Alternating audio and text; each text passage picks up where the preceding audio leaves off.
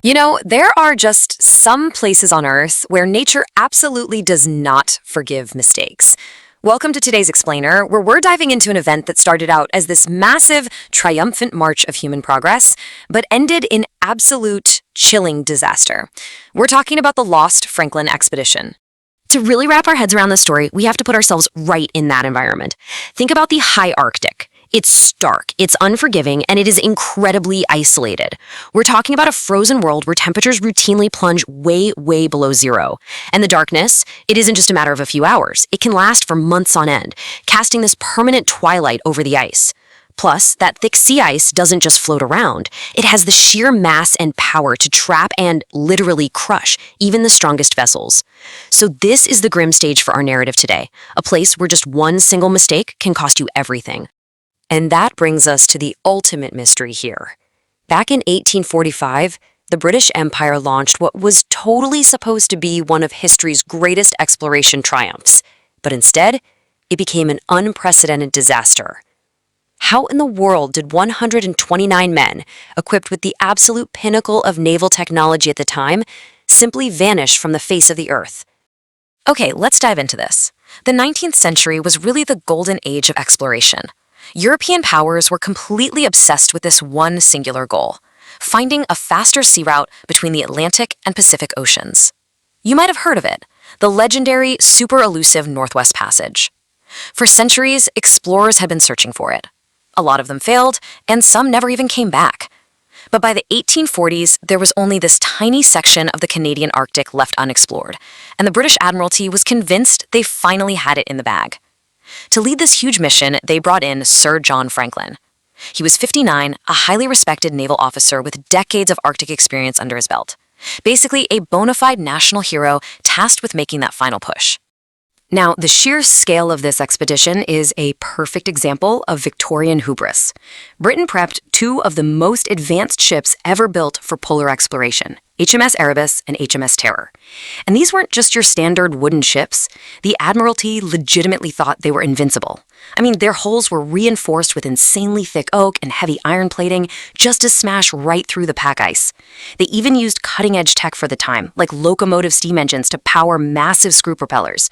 They literally had central heating systems to fight off the Arctic chill. Throw in an enormous 3-year food supply, top-of-the-line scientific instruments, and grand libraries with over 1,000 books. They basically packed everything they thought they'd need to just completely conquer nature. So on May 19, 1845, they set sail. Huge crowds lined the shores in England, cheering as the ships headed off into the unknown. They made a quick stop in Greenland to grab some fresh supplies and write their final letters home, and then in late July of 1845, a couple of whaling ships spotted the Erebus and Terror entering Baffin Bay, and that was it. That was the last confirmed sighting. After that, absolute, deafening silence. Months went by, then years. No letters, no reports, 0 survivors. It was like the Arctic had just swallowed this entire massive expedition whole. What the outside world didn't know was that disaster had struck pretty fast. The ships got trapped in this brutal, thick sea ice near King William Island, up in what is now Nunavut, Canada.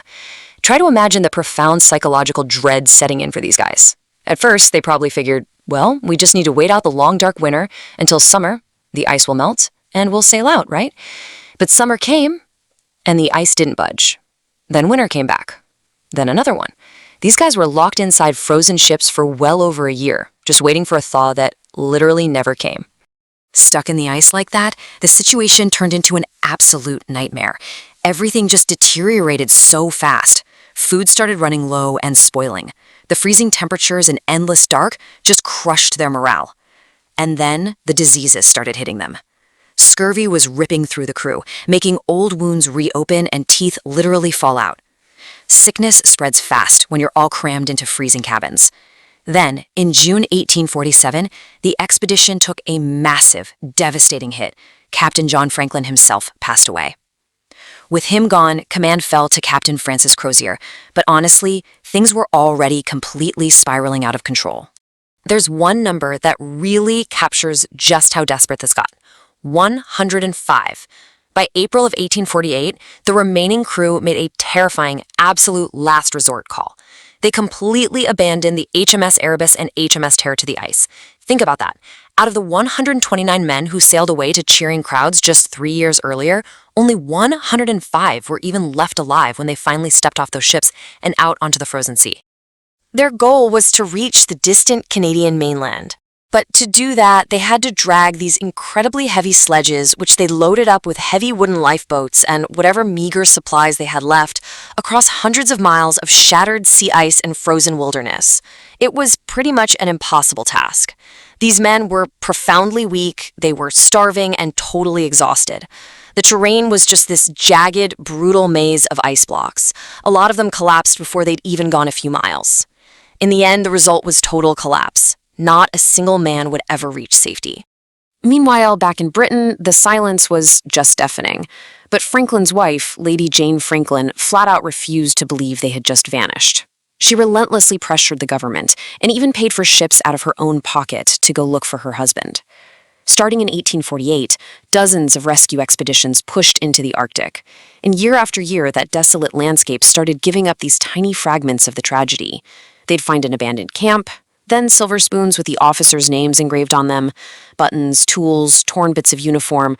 But eventually they started finding darker, much more sinister evidence scattered out in the snow. Searchers started finding human bones. But it wasn't just the bones that shocked them. It was the fact that these bones had unmistakable cut marks on them.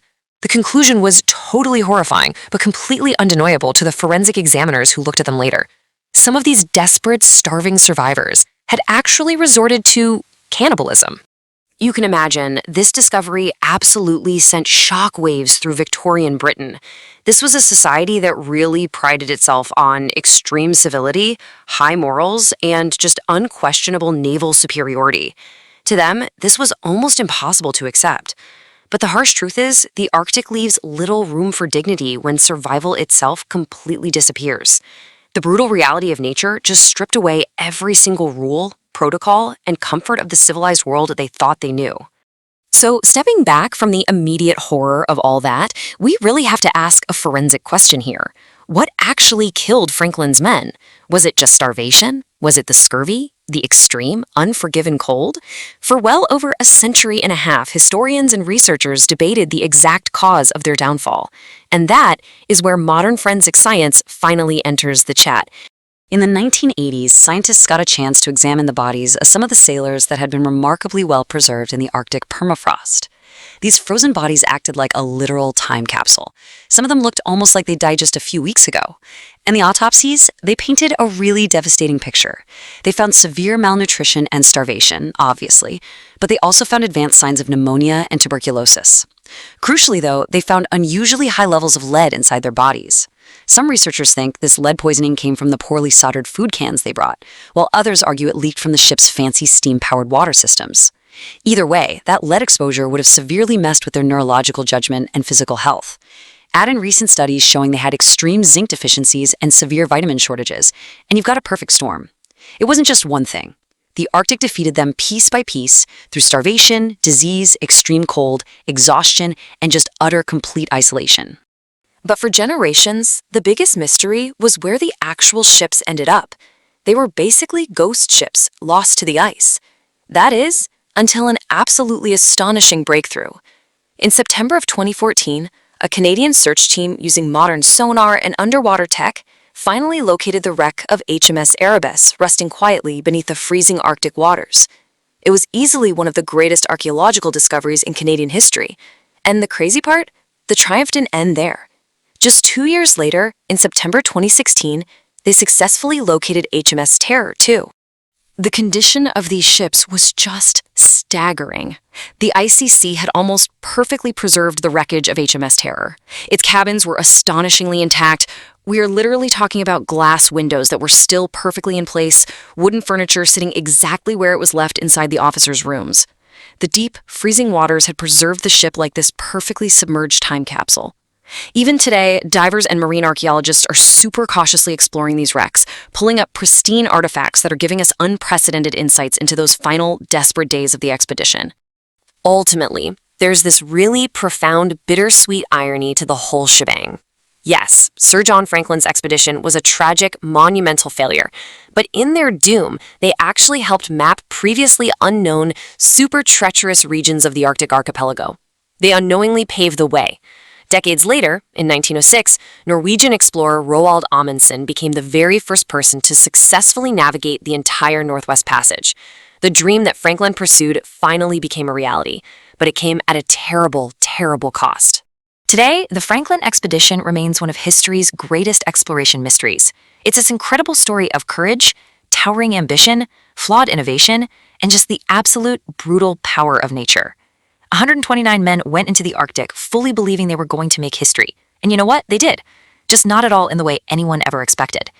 Their story was frozen in silence for nearly 170 years. But it goes to show that history isn't really lost.